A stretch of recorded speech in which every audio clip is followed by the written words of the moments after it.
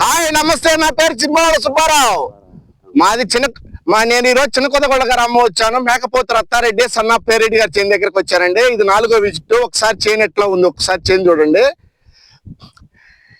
Present చేలో నల్లి కానీ తామరపురుగు కానీ తెల్లదొంగ కానీ ఏమీ లేవండి. ప్రజెంట్ మొక్క చాలా ఆరోగ్యంగా ఉంది. హ్యూమిక్ పొటాష్ పెట్టించి ఇప్పటికి 20 రోజులు అవుతుంది. ఒకసారి చేను చూడండి ఏ రంగులో ఉందో.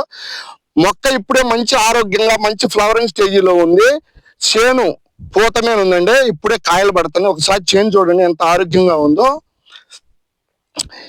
ఈ మొక్క ఇంత నీట్ గా ఎదుగుదల రావాలంటే హ్యూమిక్ పొటాష్ ఎకరానికి 20 కేజీలు 25 కేజీలు మెగ్నీషియం, దాంతో ఒక 50 కేజీలు డిఏపి కలిపి పెట్టడం వల్ల మొక్క ఎంత ఆరోగ్యంగా ఉంది.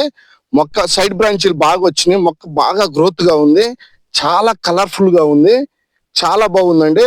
ప్రతి ఒక్క రైతు హ్యూమిక్ పొటాష్ పెట్టుకోండి, ఫర్టిలైజర్ తగ్గేయండి, మొక్క ఎంత ఆరోగ్యంగా పెంచుకోండి అండి. ఒక్కసారి చేంజ్ చూడండి ఎంత కలర్ ఉందో. మొక్క చాలా నీట్ గా చాలా గ్రోత్ లో చాలా నీట్ గా ఉంది. ప్రతి ఒక్క రైతు ఫర్టిలైజర్ తగ్గించుకోండి. ఫర్టిలైజర్ తగ్గితే తామర పురుగు, నల్లి, తెల్లదోమ, బొబ్బర తగ్గుతాయి. ఎక్కువ దిగుబడి వస్తుంది. ప్రతి ఒక్క రైతు ఖచ్చితంగా వాడుకోవాలండి.